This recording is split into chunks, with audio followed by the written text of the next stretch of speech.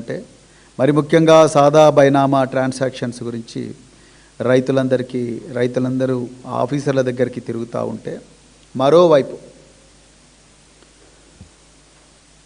Revenue శాఖ మంత్రి, గృహ నిర్మాణ శాఖ మంత్రి, అదేవిధంగా పౌర సంబంధాల శాఖ మంత్రి, సమాచార పౌర సంబంధాల శాఖ మంత్రి అయిన పొంగులేటి శ్రీనివాసరెడ్డి గారి కింద నడుస్తున్న ఈ భూభారతి పోర్టల్లో అక్రమంగా దాదాపుగా 22,000 ట్రాన్సాక్షన్స్ జరిగినాయి. అంటే 22,000 మందికి చెందిన భూములు వాళ్లకు తెలియకుండానే, వాళ్ళ ప్రమేయం లేకుండానే వేరే వాళ్లకు బదలాయించబడ్డాయి. ఇందులో నిషేధిత భూముల జాబితాలో పెట్టబడిన భూములు కానీ, లేకపోతే అసైన్డ్ భూములు కానీ, లేకపోతే ప్రభుత్వ భూములు కానీ, ఈ భూములన్నీ కూడా పెట్టడం జరిగింది. ఈ భూములన్నింటినీ కూడా ఈ భూమి హక్కుదారులు ఎవరైతే ఉన్నారో, అంటే భూమి పట్టాదారులు ఎవరైతే ఉన్నారో వాళ్ళందరికీ సంబంధం లేకుండానే సాఫ్ట్వేర్లోనే మార్పులు జరిపి ఆ భూములన్నింటినీ కూడా తమకు ఇష్టమైన వాళ్ళ మీదకి బదలాయించుకున్నారు. ఇది మామూలు విషయం కాదు. ఈ దేశంలో ప్రజలు ప్రభుత్వాలకు ఓట్లేసేది, రాజకీయ పార్టీలకు ఓట్లేసి ప్రభుత్వాల కుర్చీల మీద వాళ్ళని ఎందుకు కూర్చోబెడతారు? వాళ్ళు ప్రజల ధన మాన ప్రాణాలను రక్షిస్తారనే నమ్మకంతో. ప్రజల ప్రాణాలకు ఏ విధంగా రక్షణ లేదు, మానాలకు ఏ విధంగా రక్షణ లేదు ఈ పాలనలో, కాంగ్రెస్ పాలనలో. ఇప్పుడు చివరికి ఉన్న ఏకైక ఆస్తి భూమికి కూడా రక్షణ లేని పరిస్థితి తీసుకొచ్చిండ్రు కాంగ్రెస్ పార్టీ వాళ్ళు. ఇలా నేను తెలంగాణ ప్రజలకు ఓపెన్గా రిక్వెస్ట్ చేస్తున్నా, దయచేసి మీరు భూభారతి పోర్టల్లోకి వెళ్ళండి. భూభారతి పోర్టల్లోకి వెళ్ళి మీ భూమి భద్రంగా ఉందో లేదో దయచేసి ఒకసారి చెక్ చేసుకోండి. మీ భూమిలో ఈసీ అని ఒక మాడ్యూల్ ఉంటుంది, ఎన్కంబరెన్స్ సర్టిఫికెట్ అని ఒక మాడ్యూల్ ఉంటుంది. ఈ ఎన్కంబరెన్స్ సర్టిఫికెట్ అనే మాడ్యూల్ను దయచేసి ప్రెస్ చేయండి. మీకు అందులో ఏ వివరాలు దొరకవు. ప్రజలు తమ భూముల వివరాలను, తమ ట్రాన్సాక్షన్ వివరాలను తెలుసుకోవడానికే పెట్టింది ఆనాడు కేసీఆర్ గారు ఈసీ అని ధరణి పోర్టల్లో పెట్టారు. ఆ భూభారతి, ఇప్పుడు దాన్ని భూభారతిగా మార్చారు 2025లో.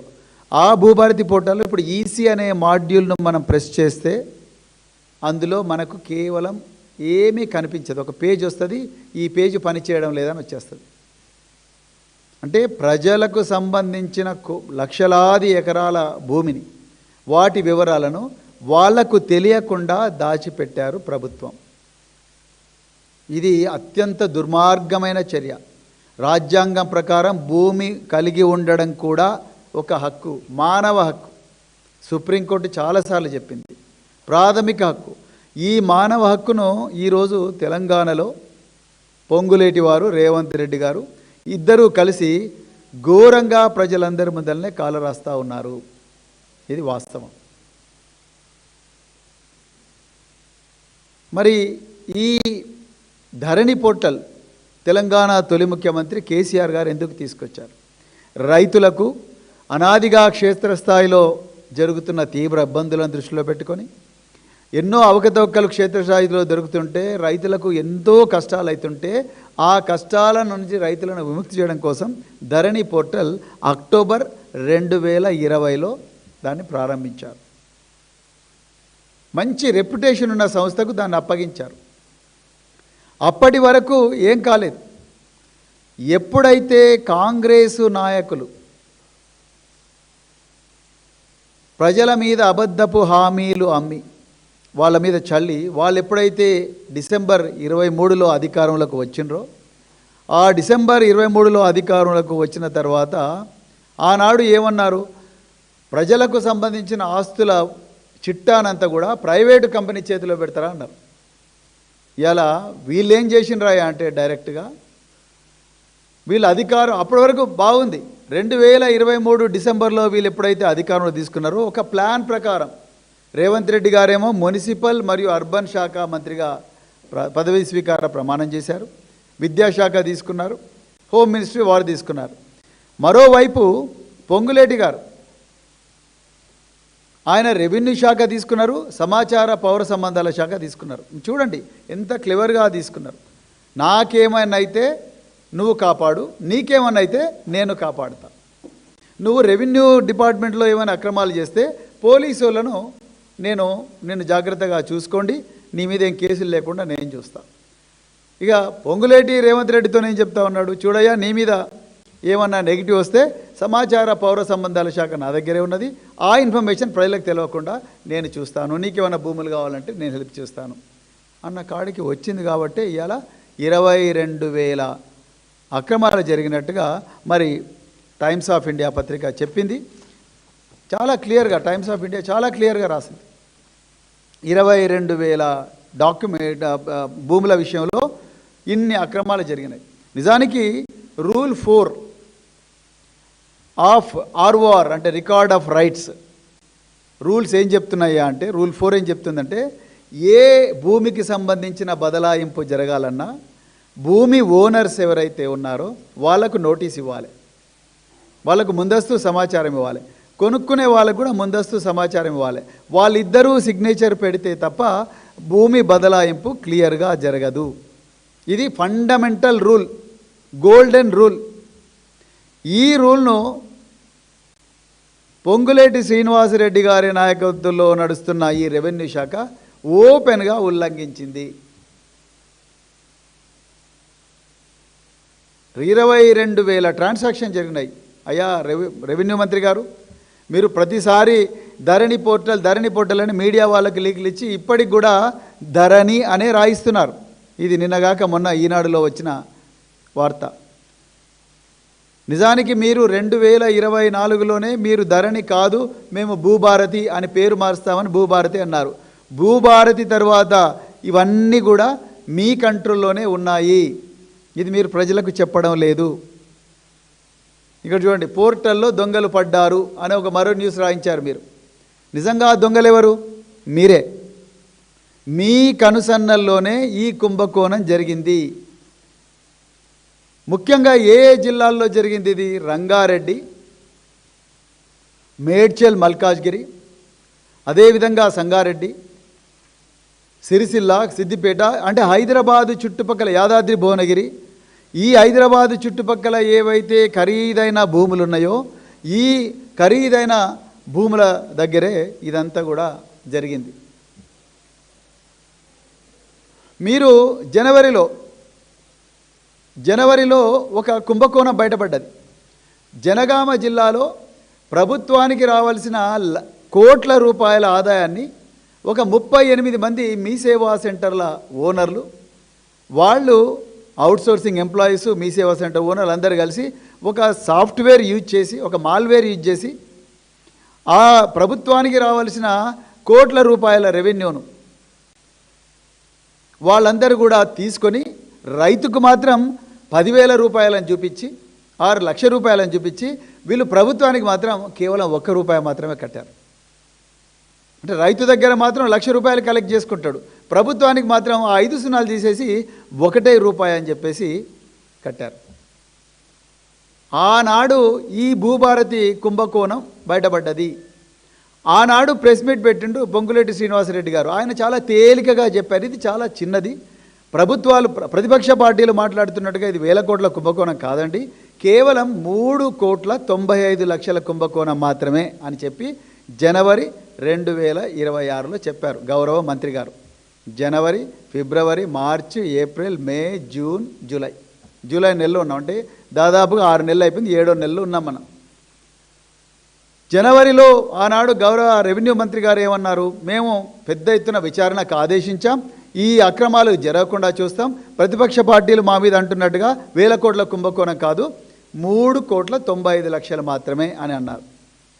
మంత్రి గారు, మీరు ప్రజల చెవిలో పూలు పెట్టడం, మీరు ముఖ్యమంత్రి గారు దాంట్లో PhDలు చేసినట్టు ఇప్పటికే అందరికీ అర్థమైపోయింది. ఇప్పుడు నేను చెప్తా, నా దగ్గర ఈ ఆధారం ఉన్నది. మీరు 2025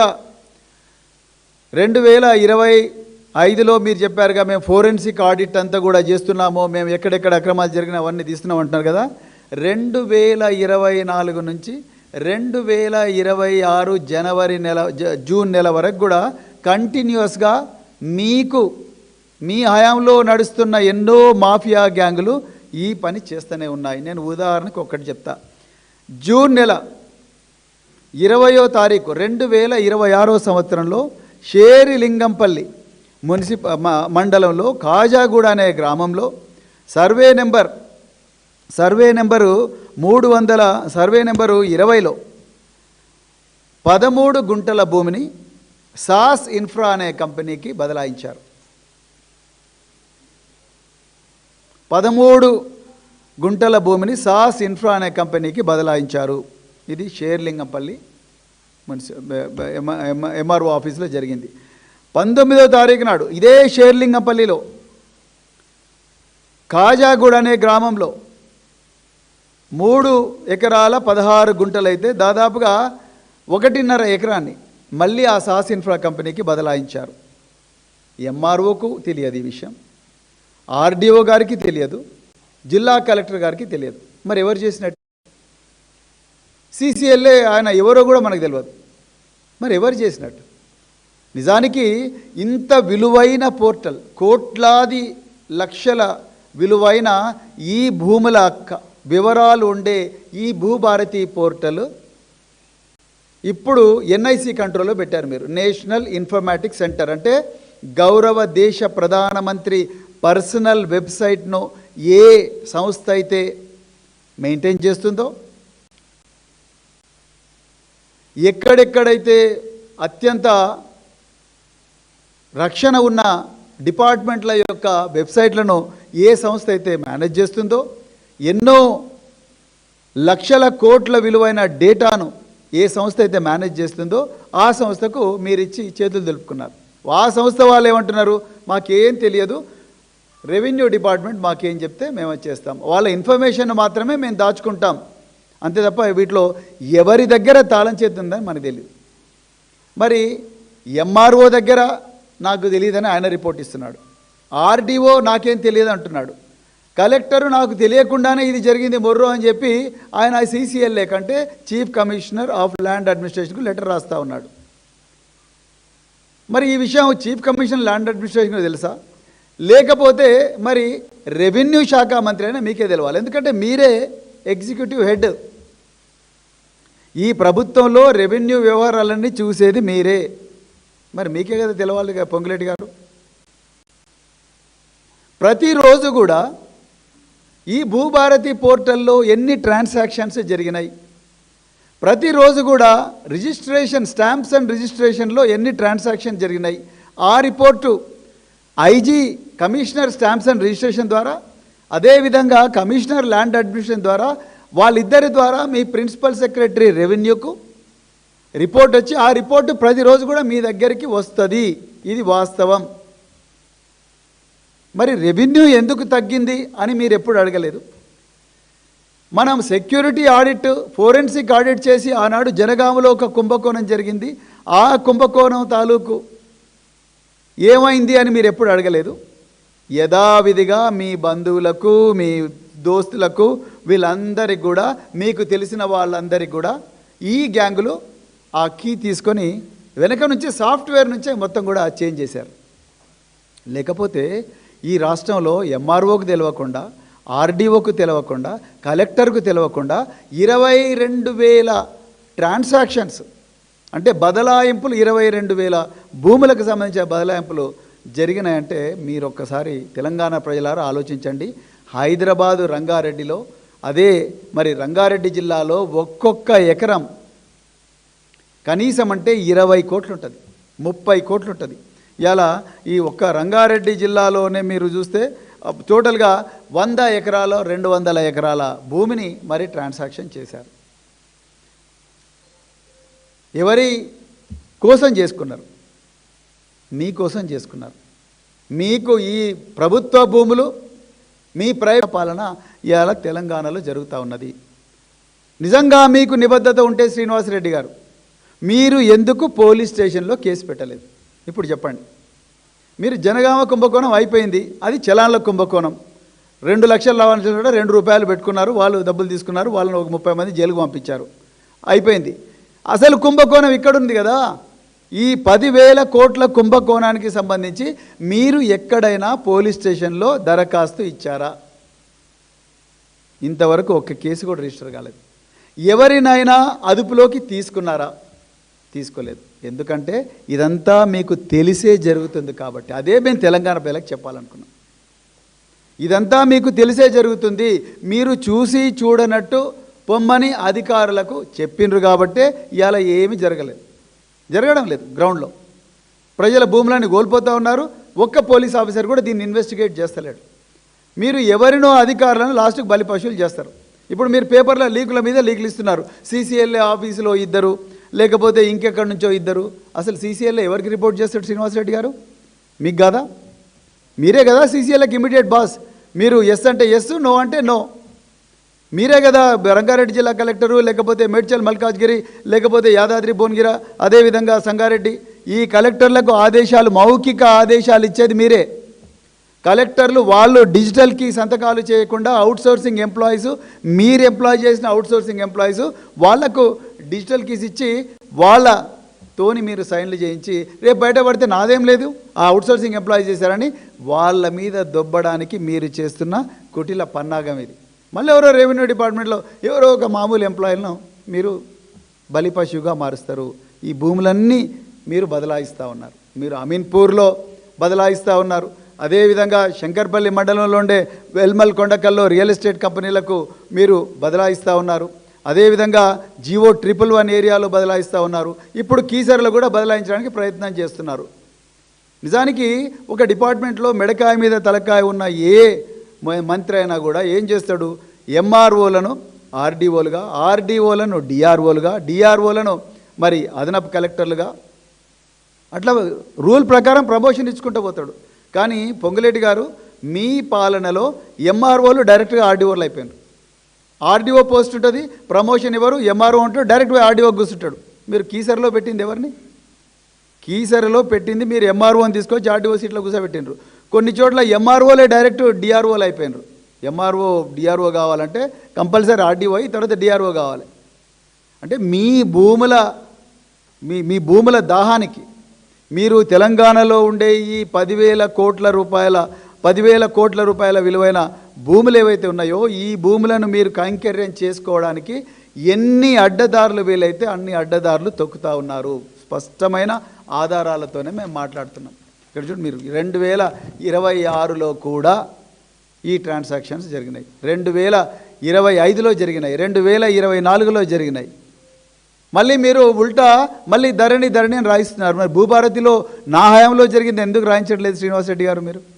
మీరు ఒక్కరోజు కూడా దీని మీద ప్రెస్ మీట్ పెట్టలేదు. రెండోది, మీ అధికారులు మరి ఒక కమిటీ వేశారన్నారు. కమిటీ ఏం రిపోర్ట్ ఇచ్చింది? మీ శ్వేతపత్రం రిలీజ్ చేయండి, ఒక CID ఎంక్వైరీ చేయించండి, లేకపోతే ఒక సుప్రీంకోర్టు న్యాయమూర్తితో చేయించండి, లేకపోతే ఈడీకి ఇవ్వండి, లేకపోతే CBIకి ఇవ్వండి. ఎందుకు ఇవ్వడం లేదు మీరు? ఇది 10,000 కోట్లు. ఎందుకంటే ఇందులో మీరే లబ్ధిదారులు. మీకు సంబంధించిన రాఘవ కన్స్ట్రక్షన్, ఇంకా రకరకాల కంపెనీలు ఏవైతే మీ అనుచరుల కంపెనీలు ఉన్నాయో వాళ్ళందరూ దీంట్లో లబ్ధి పొందుతున్నారు. కాబట్టే ఈరోజు భూభారతి పోర్టల్లో జరుగుతున్న ఈ దొడ్డిదారిన అక్రమాలు మీరు బయటికి రానివ్వడం లేదు. నిజంగా తెలంగాణ రాకముందే కాదు, అసలు ఆంధ్రప్రదేశ్ వచ్చినప్పటి నుంచి ఇప్పటి వరకు జరిగిన భూ స్కాముల్లో మీరు మీ హయాంలో, పొంగులేటి గారు వినండి, మీ హయాంలో జరిగిన ఈ భూభారతి స్కామ్ ఏదైతుందో అది అన్నిటికన్నా బాహుబలి స్కామ్. 10,000 కోట్లు ఒక్క రక్తం చుక్క కారకుండా, ఒక్క మూడో మనిషికి తెలియకుండా మీరు సాఫ్ట్వేర్ చేంజ్ చేశారు. ఎందుకు ఒక్కరిని కూడా అరెస్ట్ చేయలేదు ఇంతవరకు? ఒక్క అధికారిని సంజాయిషి అడగలేదు ఎందుకు? ఎందుకంటే ఆ కీ మీ దగ్గరే ఉంది. ఇప్పుడు వేరే ఆప్షనే లేదు కదా శ్రీనివాసరెడ్డి గారు, వేరే ఆప్షనే లేదు. ఆ కీ మీ దగ్గరే ఉంది. మీరు చెప్పండి, ఆ కీ నా దగ్గర లేదని చెప్పండి. మరి ఎవరి దగ్గర ఉంది? NIC అధికారులు మీ సంతకం లేకుండా, మీ అధికారుల సంతకం లేకుండా ఆ కీ ఓపెన్ చేస్తారా? ఎడిట్ ఆప్షన్ను ఎనేబుల్ చేస్తారా మీ సంతకం లేకుండా? మీకు తెలియకుండా ఈ మాఫియా గ్యాంగులు ఏవైతే ఉన్నాయో వాళ్ళు ప్రతి మీ సేవా సెంటర్కు పోయి ప్రతి రియల్ ఎస్టేట్ కంపెనీకి పోయి మా దగ్గర అసైన్డ్ భూముల వివరాలు ఉన్నాయి, మీకు కావాలంటే మేము అసైన్డ్ భూములను పట్టా భూములుగా మారుస్తాం, పిఓబి నుంచి తీసేయిస్తాం, నిషేధిత భూముల జాబితాను తీసేయిస్తాం, మీరు మాకు ఎంత ఇస్తారో చెప్పండి, అది రాగానే మీరు మాకు అగ్రిమెంట్ రాసి ఇవ్వండి, దాంట్లో మాకు ఇంత పర్సెంటేజ్ ఇవ్వండి అని మీరు అడగడం లేదా? ఓపెన్ చెప్పండి, ఎందుకు దీంట్లో దాపరికం? ఎవరైనా రియాల్టరు భూములను డెవలప్ చేయాలని చెప్పేసి ఒక డెవలప్మెంట్ అగ్రిమెంట్ చేసుకొని రిజిస్ట్రేషన్ డిపార్ట్మెంట్పై రిజిస్టర్ చేసుకున్నాగానే వెనక నుంచి బ్యాక్ ఎండ్లో మీరు ఆ వెబ్సైట్ నుంచి తీసుకొని మీరు ఆ బిల్డర్ కంపెనీల దగ్గరికి పోయి మీ మాఫియా గ్యాంగులు 30% అడగడం లేదా? ఓపెన్గా చెప్పండి. ఇది ఈరోజు మీరు ఓపెన్గా చేస్తున్న దందా.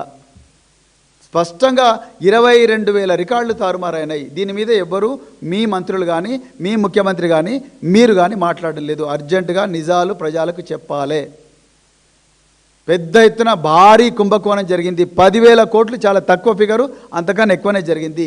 ఆ వివరాలన్నీ కూడా ప్రజల ముందర పెట్టాల్సిన బాధ్యత రేవంత్ రెడ్డి గారు, అదేవిధంగా పొంగులేటి శ్రీనివాసరెడ్డి గారు, మీ ఇద్దరి మీద ఉన్నది. ఇక రెండవ డిమాండ్, అర్జెంటుగా పొంగులేటి శ్రీనివాసరెడ్డి గారు మీరు రాజీనామా చేయాలి. మీరు రాజీనామా చేయకుండా అదే పొజిషన్లో ఉంటే మీ అధికారులు స్వేచ్ఛగా పని చేయలేరు. ఇప్పుడు ఏవైతే మీరు డిజేబుల్ చేసి ఇప్పుడు రాత్రంతా అధికారులందరినీ కూడా పిలిపించి కూర్చోబెట్టి రాత్రింబావులు కూర్చోబెట్టి వాళ్ళతోని రికార్డులు మళ్ళీ తారుమారు చేయిస్తున్నారు. నేను అధికారులకు చేతులు జోడించి నేను వినమ్రంగా వేరుకుంటున్నా, దయచేసి ఆ మిస్టేక్ చేయకండి మిత్రులారా. మీరు ఏం చేసినా కూడా ఆ డిజిటల్ ఫుట్ ప్రింట్స్ అట్లనే ఉంటాయి. మీరు ఎంత ఎరేజ్ చేసినా కూడా ఉంటాయి. మీతోని మళ్ళీ ఈ రెవెన్యూ శాఖ మంత్రి గారు, ముఖ్యమంత్రి రేవంత్ రెడ్డి గారు మళ్ళీ తప్పులు చేయిస్తూ ఉన్నారు. మొదట తప్పులు చేయించారు, మీకు సంబంధం లేకుండానే భూములన్నీ బదలాయించారు. ఇప్పుడు మళ్ళీ మిమ్మల్ని దాన్ని ఓన్ చేసుకోమంటున్నారు, అవన్నీ తుడిచేయమంటున్నారు. దయచేసి ఆ తప్పు చేయకండి. అలాంటి అక్రమ ఆదేశాలు మీకేమైనా వస్తే దయచేసి భారత రాష్ట్ర సమితి పార్టీకి సమాచారం ఇవ్వండి, మేము ప్రజల ముందరికి తీసుకెళ్తాం. సో మా రెండవ డిమాండు, పొంగులేటి శ్రీనివాసరెడ్డి గారు అర్జెంటుగా మీరు నైతిక బాధ్యత వహిస్తూ ఈ 10,000 కుంభకోణం గురించి 10,000 కోట్ల కుంభకోణం సంబంధించి మీరు అర్జెంటుగా రాజీనామా చేయాలి, చేసి నిజాలు ప్రజల ముందర పెట్టాలి. మూడవది, ఈ కేసులో అర్జెంటుగా పోలీసు దర్యాప్తు ప్రారంభించాలి. 6 నెలల నుంచి ఫోరెన్సిక్ ఆడిట్ చేస్తూ ఉన్నారు. 2023 డిసెంబర్ నుంచి 2026 జూన్ వరకు వేల ట్రాన్సాక్షన్ జరిగినాయి. దానికి సంబంధించిన వివరాలన్నీ కూడా మరి ఒక హైకోర్టు న్యాయమూర్తికి కానీ లేకపోతే ఒక స్వతంత్ర ప్రతిపత్తి ఉన్న సంస్థకు కానీ అర్జెంటుగా ఇచ్చి అందరూ నిపుణులను తీసుకొచ్చి పెట్టాలి. అది మూడవది డిమాండ్. పోలీసు ఇన్వెస్టిగేషన్ స్టార్ట్ చేయాలి. నాలుగవది, ఎవరెవరైతే ఈ ట్రాన్సాక్షన్స్ చేసి ఈ భూమిని అక్రమంగా ఆఫీసర్లకు సంబంధం లేకుండా భూమి హక్కుదారుడికి సంబంధం లేకుండా బదలాయించారో వాళ్ళ ఫోన్ నెంబర్లు తీసుకొని వాళ్ళ ఫోన్ నెంబర్లతోని మరి పొంగులేటి శ్రీనివాసరెడ్డి గారి కింద పనిచేస్తున్న మాఫియా గ్యాంగులు కానీ రేవంత్ రెడ్డి గారి కింద పనిచేస్తున్న మాఫియా గ్యాంగులు కానీ ఈ మాఫియా గ్యాంగులతో వీళ్ళ కమ్యూనికేషన్ ఏ విధంగా ఉన్నది, వీళ్ళని ఎవరు గైడ్ చేశారు అన్న విషయాన్ని మీరు ప్రజల ముందు పెట్టాలంటే వాళ్ళ CDRs అంటే కాల్ డేటా రికార్డ్స్ తీసి వాటిని విశ్లేషించాలి. ఆ వివరాలు కూడా బయట పెట్టాలి. ఏదో మీరు జనగామలో జరిగిన కుంభకోణంలో అవుట్సోర్సింగ్ ఎంప్లాయీస్ను మాత్రమే మీరు బలిపశువులుగా చేసి ఆ మీ సేవా సెంటర్లో ఉన్న వాళ్ళనే బలిపశువులుగా చేయడం మాత్రమే కాదు, ఆ కుంభకోణం కన్నా 100 రెట్లు 1000 రెట్లు ఎక్కువైన కుంభకోణం మీ CCLA ఆఫీసు, అదేవిధంగా రెవెన్యూ మంత్రి శాఖ, అదేవిధంగా రెవెన్యూ మంత్రి ఆఫీసులు, రెవెన్యూ మంత్రి చుట్టూ ఉన్న మాఫియా గ్యాంగులు, వీటి ద్వారా జరిగింది. కాబట్టి ఈ కాల్ డేటా రికార్డ్స్ అన్నీ కూడా బయటపెట్టి ఆ కాల్ డేటా రికార్డ్స్ ఈ కాల్ డేటా రికార్డ్స్ తప్పనిసరిగా మ్యాచ్ చేయాలి. అప్పుడే అసలు దొంగలు దొరుకుతారు. దీంట్లో ఏ మాత్రం కూడా లేట్ చేయకూడదు. ఇంకా చాలా రీసెర్చ్ చేసే ఉన్నది. ఈ సబ్జెక్టు చాలా లోతుగా విశ్లేషించాల్సిన సబ్జెక్టు. కానీ ఎంత తొందర వీలైతే అంత తొందర తెలంగాణ ప్రజలకు ఈ సమాచారం ఇవ్వాలి. ఎందుకంటే ప్రజలకు నిజాలు తెలవాలి, లేకపోతే వాళ్ళ భూములు పోయే ప్రమాదం ఉంది. పిల్లల పెళ్ళిళ్ళు ఉంటాయి, పిల్లల చదువులు ఉంటాయి, తర్వాత ఇళ్లలో అనారోగ్యంతో ఉంటారు ఎంతోమంది, వాళ్ళకి ట్రీట్మెంట్కు డబ్బులు కావాలి. అదేవిధంగా ఇంకా రకరకాల ఇల్లు కట్టుకునే వాళ్ళు ఉంటారు, లేకపోతే ఇంకో కొత్త భూమి కొనుక్కునే వాళ్ళు ఉంటారు.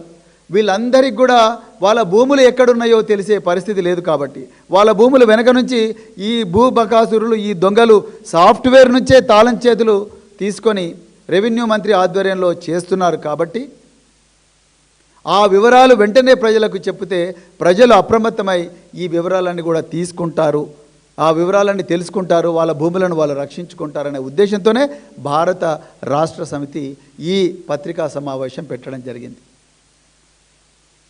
దయచేసి నిజాలు ముందరగా ప్రజల ముందుకు తీసుకురావాలని చెప్తూ, అదేవిధంగా మరి దీని మీద తప్పనిసరిగా ఉన్నత స్థాయి పోలీసు విచారణ చేయాలి.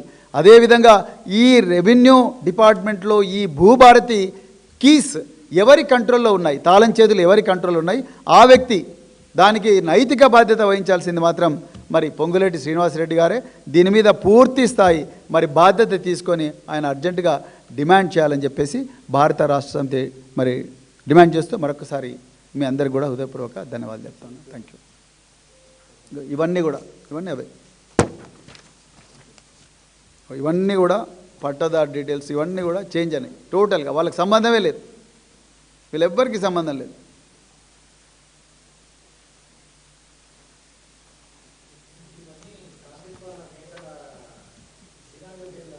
హండ్రెడ్ పర్సెంట్ వాళ్ళ మేము అనుకుంటున్నాం వాళ్ళ పేర్లు ఇప్పుడు ఇంకా కొంచెం రీసెర్చ్ చేయాలి పేర్ల గురించి. కాకపోతే ఇందులో చాలా వరకు కూడా వాళ్ళే చేశారు. వాళ్ళందరూ కూడా గ్రామీణ ప్రాంతాల్లో ప్రజల దగ్గరికి పోయి మీ భూములు నిషేధిత జాబితాలో ఉన్నాయి, మేము వాటన్నిటి కూడా పట్టా భూములుగా మారుస్తాం, మీకు అందరికి కూడా నిషేధ భూముల జాబితాను తీస్తాం, ఆ భూములు మాకు అమ్మేసేయండి అని చెప్పేసి చాలామంది రంగారెడ్డి జిల్లా మేడ్చల్, మల్కాజ్గిరి, అదేవిధంగా మీకు సంగారెడ్డి, అదేవిధంగా మీకు చాలా చోట్ల కూడా వీళ్ళందరూ కూడా ప్రతిరోజు కూడా గ్రామీణ ప్రాంతాల్లో ఇదే చేస్తున్నారు, ఈ దందనం చేస్తున్నారు. ఈ విషయం రెవెన్యూ మంత్రి గారికి తెలుసు, కానీ ఆయన ఎక్కడ కూడా ఒకరోజు దీని గురించి మాట్లాడలేదు. కేవలం ఆ జనగామ ఆ చలాన్ కుంభకోణం గురించే మాట్లాడుతున్నారు తప్ప ఈ పోర్టల్లో రహస్యంగా 22,000 భూమి రికార్డులు ఇప్పటి వరకు బదలాయించబడ్డాయి అన్న విషయం ప్రజలకు చెప్పడం లేదు. మేము మళ్ళీ చెప్తున్నాం, ఎందుకు రెవెన్యూ మంత్రి గారు దీని గురించి మాట్లాడడం లేదు, ఎందుకు రెవెన్యూ మంత్రి గారు పోలీస్ స్టేషన్లో కేసు పెట్టలేదు, ఎందుకు CCLA పోలీస్ స్టేషన్లో కేసు పెట్టలేదు, దాని మీదనే మా ప్రశ్న అంతా. ఎందుకు వాళ్ళు నిమ్మకు నీరెత్తినట్టుగా ఉన్నారు? ఎందుకంటే వాళ్ళు లబ్ధిదారులు, రెవెన్యూ మంత్రి గారే సాక్షాత్తుగా లబ్ధిదారులు. అట్లా ఎన్నో భూములు ఆయన అక్రమంగా బదలాయించుకుంటున్నారు కాబట్టే ఆయనకు ఇది పనిచేస్తుంది, ఈయనకు లాభిస్తుంది కాబట్టే ఆయన దీని గురించి మాట్లాడాలి. అదే కదా చెప్తున్నారు, ఆ కీ ఎవరి దగ్గర ఉందండి? కీ భూభారతి కీ ఎవరి దగ్గర ఉంటుంది? ఎవరి దగ్గర ఉంటుంది భూభారతి? భూభారతిలో ఒక చిన్న మార్పు, సాఫ్ట్వేర్ మార్పు చేయాలన్నా కూడా ఫైలు మరి కింది నుంచి పోవాలి.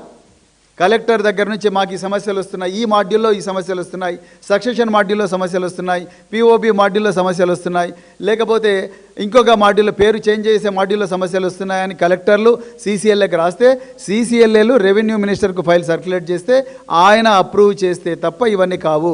రెవెన్యూ మంత్రి దగ్గర తప్ప ఎవరి దగ్గర కూడా ఈ తాళం చేతులు ఉండే అవకాశం లేదు.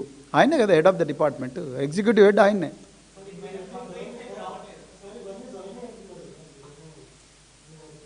భూభారతి అంటున్నారు, వాళ్ళు భూభారతి అని పేరు మార్చారు కదా. ధరలో లేదండి, నేను అందుకొరకే ఎగ్జాక్ట్లీ శ్రీనివాస్ గారు, నేను అందుకొరకే రికార్డ్స్ తీసుకొచ్చాను. 2024, 2025, 2026 జూన్, గత నెలలో కూడా జూన్ 20వ తారీఖు కూడా భూమి బదలాయింపు అక్రమంగా ఓనర్కు తెలియకుండా జరిగింది, భూభారతిలో జరిగింది. అదే నేను చెప్తున్నాను. మరి ఆయన నైతిక బాధ్యత వహించి రాజీనామా చేయాలి కదండి, ఆయన చెప్పాలిగా. లేకపోతే ఆయన ఎందుకు ప్రెస్ మీట్ పెట్టలేదు? రెవెన్యూ శాఖ మంత్రి గారు చెప్పాలిగా ఈ విషయం. మరి ప్రజలకు తెలియదు వాళ్ళ భూములకు ఏమవుతుందో. రెక్కలు ఏమంటారు, రెక్కల కష్టంతో వచ్చిన భూమి కదా, చెమట చుక్కలతో వచ్చిన భూములు ఇవన్నీ ఎట్లా పోగొట్టుకుంటారు ప్రజలు? ఇవి ఎందుకు వాళ్ళ భూములు వేరే వాళ్ళ పేరు మీద ఎట్లా బదలాయించబడతాయి? నేను అప్లై చేసుకుంటే నాకు తెలుస్తుంది, కానీ నాకు తెలియకుండానే నా భూమి ఇలా శ్రీనివాస్ అనే వ్యక్తికి పోయింది. ఎట్లా పోయింది? ఆయన వేరే వాళ్ళకి అమ్ముకున్నాడు, స్లాట్ బుక్ చేసుకున్నాడు, 1B పాస్బుక్ తీసుకున్నాడు, ఆయన కొనుక్కుని ఆయన వచ్చి నా భూమి మీద కూర్చుంటున్నాడు. దానికి ఎవరు రెస్పాన్సిబుల్? మేము మంత్రిని అడుగుతున్నాం, అదే చెప్తున్నాను నేను. మంత్రి గారు, మీరు నిజాలు ఎందుకు మాట్లాడడం లేదు? మీరు ఎందుకు ఇంత కుంభకోణం, 10,000 కోట్ల కుంభకోణం జరిగినా కూడా ఎందుకు మీరు మాట్లాడడం లేదు? ఎందుకు ఇప్పటివరకు ప్రెస్ మీట్ పెట్టారా మంత్రి గారు? దీని మీద ఎందుకు చెప్పడం లేదు? ఏ అధికారిని అడిగినా కూడా మాకేం తెలియదు అంటున్నారు. కానీ లోపల మాత్రం ఇప్పటివరకు కూడా జరుగుతుంది. As we speak here today it is happening. ఇప్పుడు మనం మాట్లాడుతుంటేనే కుంభకోణం జరుగుతూ ఉన్నది. ఇప్పుడు నేను ఈసీ నా భూమి ట్రాన్సాక్షన్ కనుక్కుందామంటే ఆ ఈసీ ప్రెస్ చేస్తే రావట్లేదు. మరేం చేయాలి? ఇగో ఈ ఆన్సర్ వస్తుంది. తప్పకుండా మేము మంత్రి రాజీనామా తప్పకుండా కోరుతాం. ఇగో చూడండి, ఒక ఆయన భూమి బదలాయింపు ఆయనకు తెలియకుండా జరిగిందని కోర్టు పోయిండు. కోర్టులో లక్షల రూపాయలు మళ్ళీ లాయర్లకు ఫీజు పెట్టి కోర్టుల దగ్గర పోవాలి. కోర్టుల దగ్గరికి పోయి మళ్ళీ చేసుకోవాలి. అంటే ఎంతమంది కోర్టుకు పోతారు? గ్రామీణ ప్రాంతాల్లో ఉండే రైతులు వాళ్ళు కోర్టులకు ఎందుకు పోవాలండి? కోర్టులకు పోవడానికి కాదు కదా మనం ఓటేసింది వీళ్ళకు. బాధితులందరూ అదే చెప్తున్నాం. ఎగ్జాక్ట్లీ, చాలా మంచి ప్రశ్న. బాధితులందరూ కూడా మీకు ఆ బాధలు ఉంటే దయచేసి భారత రాష్ట్ర సమితి తెలంగాణ భవన్కి రండి. మీ అందరి వివరాలు సేకరించి తప్పకుండా మీకోసం ఎంతటి పోరాటానికైనా కూడా మేము సిద్ధంగా ఉన్నాం.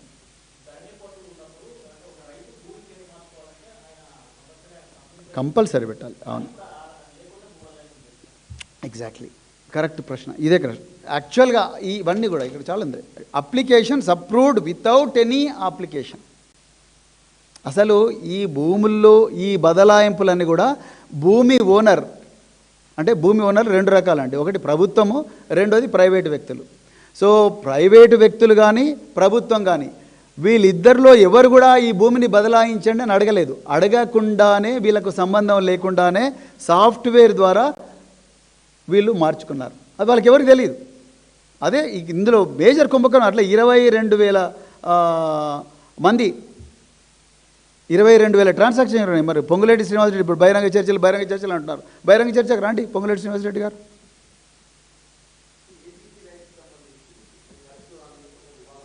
అవును అవును అవును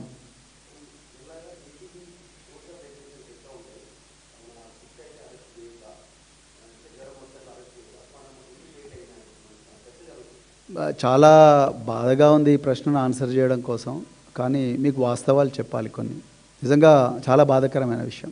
చట్టం ముందర ఆర్టికల్ 14 రాజ్యాంగం ఏం చెప్తుందంటే, ఆర్టికల్ 14 కానీ ఆర్టికల్ 15 కానీ, ఈ చట్టం ముందర ఈ దేశంలో అందరూ సమానులే. కులాల ప్రాతిపదికన కానీ, మతాల ప్రాతిపదికన కానీ, ప్రాంతాల ప్రాతిపదికన, సెక్స్ ప్రాతిపదికన కానీ ఎవరిని కూడా వివక్ష చూపించరాదు, అందరినీ సమానంగా చూడాలంటున్నారు. కానీ మీరు భీమిరెడ్డి వ్యవహారం గురించి అడిగారు. భీమిరెడ్డి గారు ఆ 300 కోట్ల విలువని ఏసీబీ వాళ్ళు చెప్తున్న వ్యవహారం ఏదైతుందో ఆ 300 కోట్లు వారు ఎట్లా సంపాదించుకున్నారనేది ఇక్కడ చర్చ కాదు. ఓకే, అది ఏసీబీ వాళ్ళు వాళ్ళ పరిశోధనలో తీసుకొస్తారు. కానీ నా పాయింట్ ఏంటంటే, నిన్న చేర్యాలలో దిలీప్ నాయక్ అని ఒక తహసీల్దార్ను ఏసీబీ వాళ్ళు అరెస్ట్ చేశారు. అరెస్ట్ చేసి అతన్ని జైలుకు పంపించారు. దిలీప్ నాయక్ మీద పెట్టిన అవినీతి నిరోధక చట్టం కేసు కానీ, భీమిరెడ్డి గారి మీద పెట్టిన అవినీతి నిరోధక చట్టం కానీ రెండు ఒకటే, కరెక్ట్. కానీ దిలీప్ నాయక్ ఏమో చెంచల్గూడ జైల్లో ఉంటాడు. భీమిరెడ్డి గారిని ఆ జైలుకు పోకుండా 35(3) BNSS నోటీసు ఇచ్చారు. ఓకే, సో భీమిరెడ్డి గారి విషయంలో మాకు తెలిసింది, ఏసీబీ వాళ్ళు ఎక్కడ కూడా దీన్ని బయటకు చెప్పలేదు. మరి 5 రోజులు అయింది ఆయన అరెస్ట్ చేయడం కోసం. అంత తీవ్రమైన పరిశోధన ఏం చేశారో నాకు తెలియదు. కానీ ఆయనకు బీపీ 170/120 ఉందని ఏదో బయటకు వార్తలు వచ్చినాయి. ఓకే, నేనేమంటున్నా అంటే, చాలామందికి కూడా బీపీలు షుగర్లు అందరికీ ఉన్నాయి.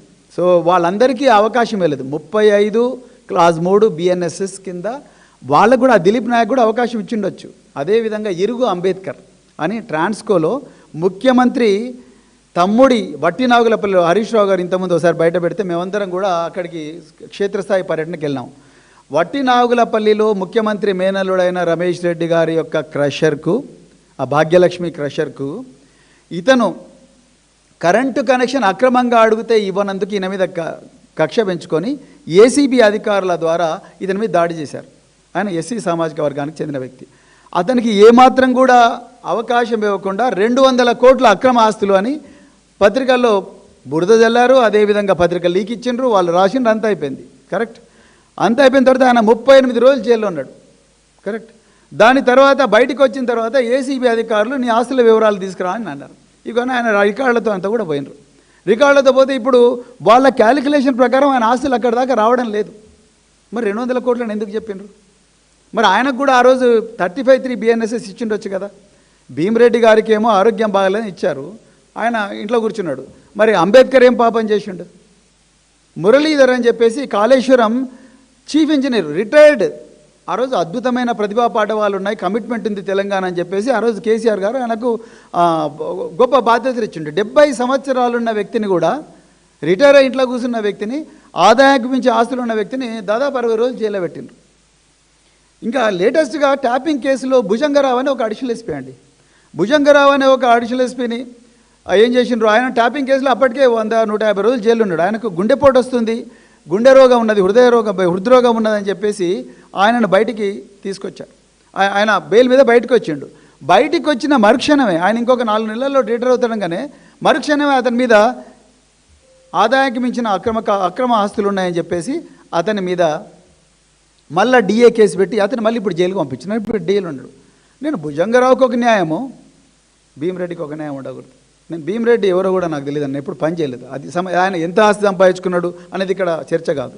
మీరు భీమిరెడ్డి గారికి ఒక న్యాయము, అంబేద్కర్కి ఇంకొక న్యాయము, దిలీప్ నాయక్ ఒక న్యాయము, భీమిరెడ్డికి ఒక న్యాయము.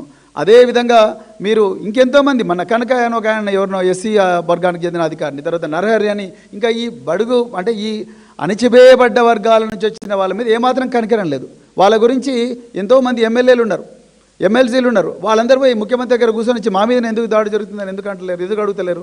ఇలా వరుసగా చూస్తే మీరు బంజారాలే ఎక్కువ పోతున్నారు, లేకపోతే ఎస్సీలు ఎక్కువ పోతున్నారు, లేకపోతే బీసీలు ఎక్కువ పోతున్నారు. నేను దాంట్లో చాలామంది వేరే వాళ్ళు కూడా ఉన్నారు, నేను దాంట్లో కాకపోతే నేను చెప్పేది ఏంటంటే, ఇప్పుడు అట్లనే ఇంకా చాలామంది వేరే వాళ్ళు కూడా పంపించారు.